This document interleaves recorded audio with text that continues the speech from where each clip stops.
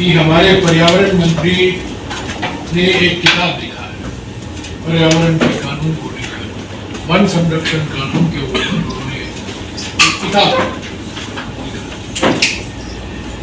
आपको जानकारी है कि नहीं मुझे पता नहीं, और उनके एक सह लेखक हैं।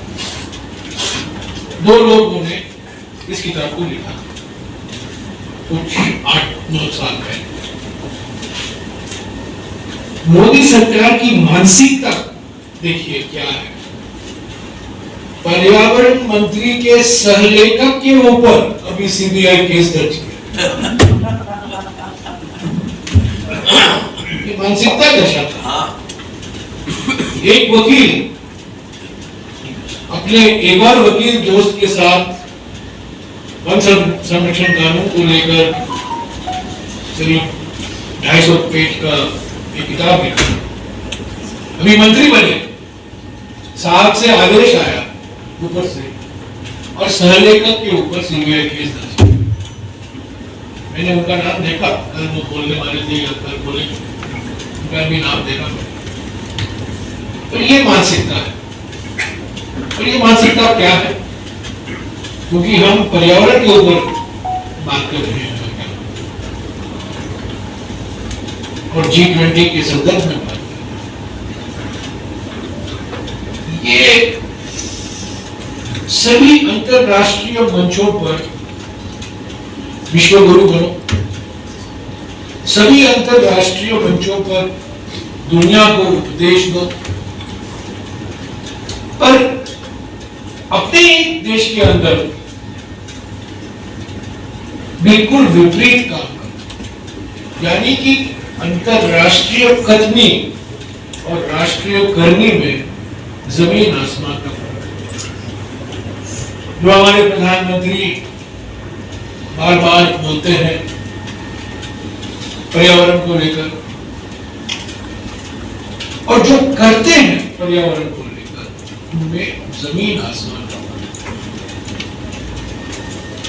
2014 से लेकर 2023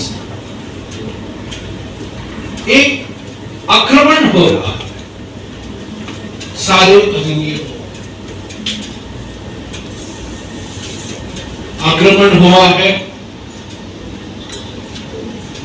एनवायरमेंटल प्रोटेक्शन एक्ट 1986, उसके ऊपर आक्रमण हुआ है वन संरक्षण अधिनियम 1980 पर, आक्रमण हुआ है वन अधिकार अधिनियम 2006 पर, आक्रमण हुआ है जैविक विविधता अधिनियम 2002 पर। सब कोई कानून नहीं बचा है जिस पर आक्रमण नहीं हुआ। और आक्रमण क्यों हो रहा है मैं आपको सीधा बताता हूं। हालांकि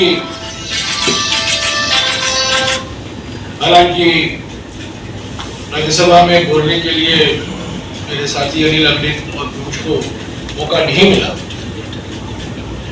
पर मैं आपको सीधा बताता हूं। और मिसाल के तौर से 1-2 मैं आपको उदाहरण दूंगा। जैविक विविधता कानून, जैविक विविधता अधिनियम 2002 में संशोधन क्यों लाया इसी सदन में? क्योंकि उत्तराखंड के न्यायालय ने बाबा रामदेव के कंपनी के खिलाफ एक निर्णय लिया और बाबा रामदेव को कहा था कि आप जो जड़ी बूटियों के इस्तेमाल करते हैं उसका लाभ स्थानीय समुदायों को भी पहुंचना चाहिए। उसको रद्द करने के लिए यह संशोधन लाया। वन संरक्षण कानून 1980 में संशोधन क्यों लाए गए? ताकि निजी कंपनियों को फायदा हो, ताकि जो परियोजनाएं आती हैं उसके लिए अनुमति के लिए आपको पर्यावरण मंत्रालय से अनुमति की जरूरत नहीं।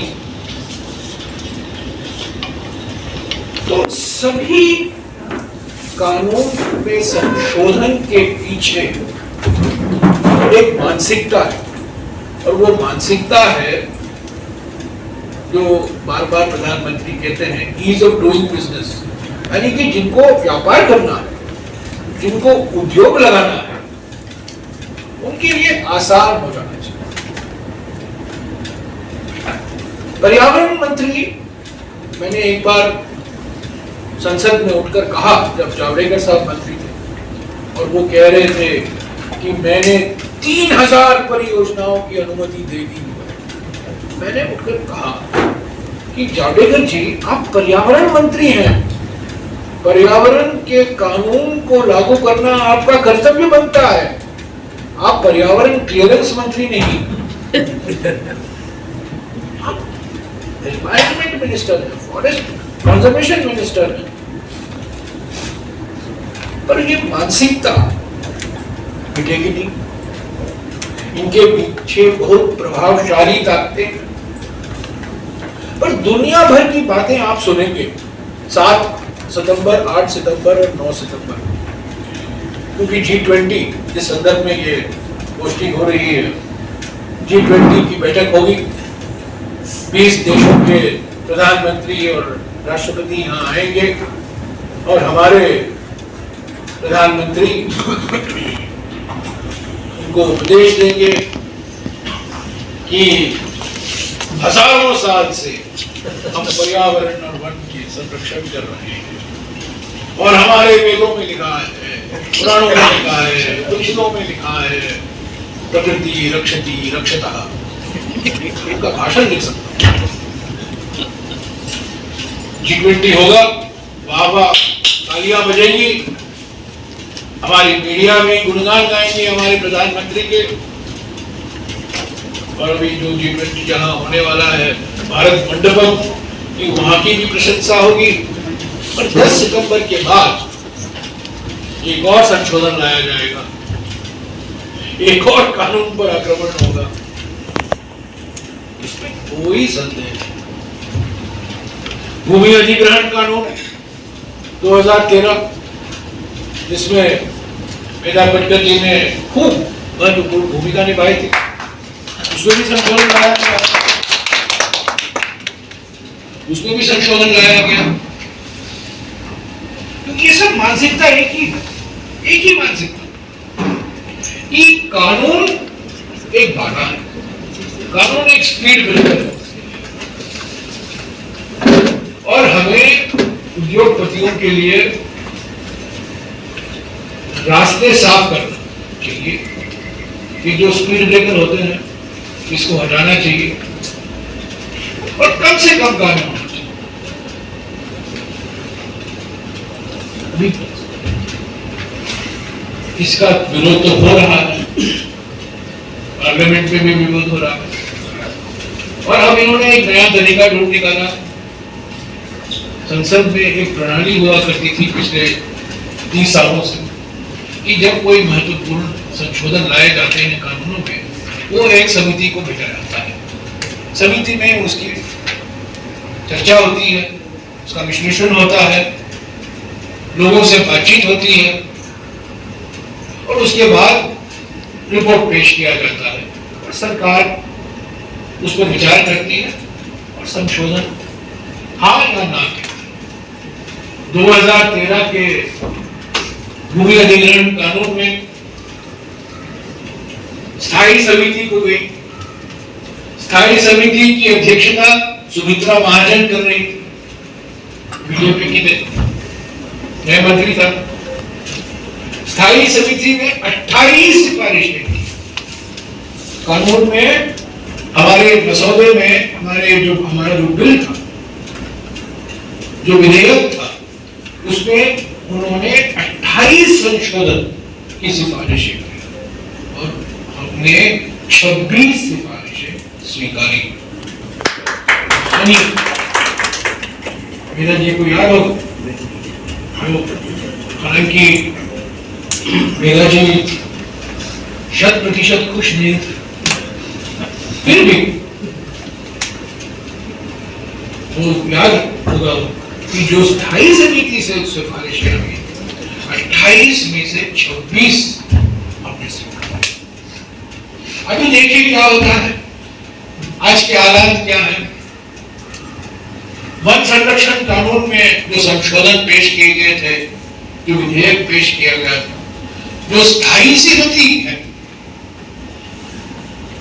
उसको भेजा नहीं जाता, क्योंकि उस स्थायी समिति की अध्यक्षता मैं करता हूं। वहां नहीं गया, एक अलग सी समिति का गठन हुआ, चेयरमैन बीजेपी का था और बहुमत में अध्यक्ष जो संसद सदस्य थे बीजेपी के थे। ये बायोडाइवर्सिटी एक्ट का अमेंडमेंट उस समिति को गया, सॉरी फॉरेस्ट कंजर्वेशन एक्ट उसमें गया।